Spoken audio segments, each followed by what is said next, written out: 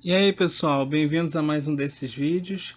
Hoje vamos abordar um tema que muitos consideram bastante espinhoso, o spin. Spin. Só de dizer o nome, muitos já ficam com calafrio na barriga. De todos os conceitos abordados em quântica, esse é um dos mais estranhos para nós. O primeiro experimento que se viu a influência do spin foi o experimento de Stern-Gerlach.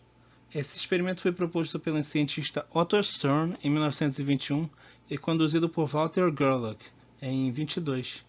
No experimento, átomos de prata passavam por um campo magnético com variação espacial, que iria defletir esses átomos antes de chegarem ao detetor.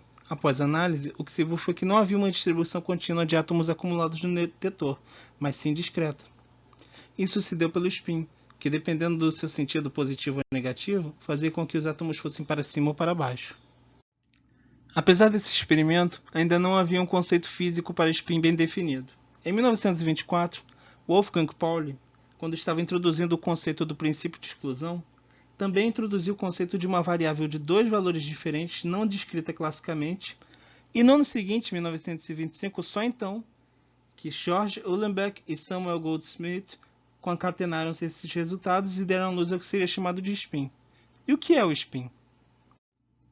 O spin é uma fonte de momento angular intrínseco sem análogo clássico. Só. O spin, na verdade, é muito bem definido. A pergunta de $1 milhão é: qual é a origem do spin? E a resposta é: não sabemos. Nos dias de hoje, soa estranho trabalharmos com algo que não tenhamos uma boa compreensão. Mas se formos olhar ao longo da história humana, não deveria nos causar espanto. Um exemplo prático é o sabão.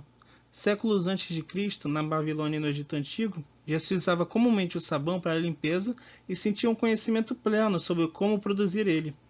O que não se sabia eram as bases químicas que faziam com que ele funcionasse, mas o que sabia é que funcionava. Com o spin não é diferente. Não sabemos como ele está lá, mas sabemos que está, e é isso que nos importa. A grande razão dessa estranheza é a nossa equação de Schrödinger. Sem dúvida, uma das mais importantes da humanidade e a mais importante da quântica. Quando lidamos com mais de uma partícula, temos que considerar o spin, mas o spin não aparece naturalmente. Temos que inserir a função de spin para que o resultado seja fidedigno. A equação de Schrödinger foi formulada antes do spin ser reconhecido, então ela simplesmente não o considera. Isso não quer dizer que o spin não possa aparecer naturalmente. Paul Dirac formulou uma equação variante da de Schrödinger a partir da mecânica quântica relativística. Essa equação, que se convenciona chamar de equação de Dirac, é a que vemos na tela agora. Nela, vemos que além de vários termos conhecidos como a função de onda, o momento P, massa do elétron m, velocidade da luz c e a constante de Planck reduzida, temos também dois componentes novos, matrizes 4x4 alfa e beta, que são hermitianas. Quando se resolve essa equação para uma partícula de spin meio, temos quatro funções de onda associadas, duas com estado de spin positivo e duas com estado de spin negativo. Duas delas também possuem massa negativa.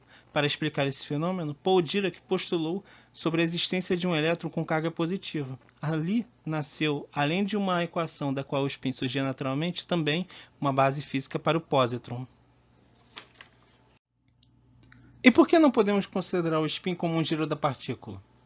Bem, tratando quanticamente, o elétron é um ponto sem tamanho definido, então a própria ideia dele girando não faz sentido. Mas se tratarmos de forma clássica o elétron como uma esfera girando, para que o momento angular do spin giratório chegasse ao valor obtido experimentalmente, a partícula teria que girar em torno do próprio eixo mais rápido do que na velocidade da luz.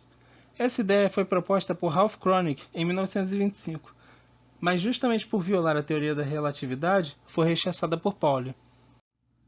Quando pensamos em spin, logo vem à nossa mente valores fracionados como 1,5, 3,5, etc. Mas esse não é o caso sempre. Isso se dá porque a maior parte das partículas que estudamos, como elétrons e prótons, são férmions. Essas partículas têm valor de spin fracionado e obedecem ao princípio da exclusão de Pauli. Outro tipo de partícula, os bósons, possuem spin inteiro, como 1, 2, etc. e obedecem às estatísticas de Bose-Einstein. O interessante nisso é que, no caso dos bósons, duas ou mais partículas podem ocupar o mesmo estado quântico. Como as partículas elementares da matéria são compostas por férmions, não é exagero dizer que, se fossem bósons, o universo seria completamente diferente. Falar sobre spin parece até comentar sobre o sexo dos anjos, mas atualmente é o ramo da spintrônica, onde se estuda como se explorar os spins dos elétrons de forma a se obter materiais com propriedades particulares, como no caso dessa memória RAM magnética desenvolvida pela Motorola, que consegue fazer ciclos de leitura e escrita na escala de nanosegundos. Isso se dá pela propriedade de magnetorresistência gigante, que é um efeito spintrônico. Obrigado por assistirem mais um desses vídeos e até a próxima!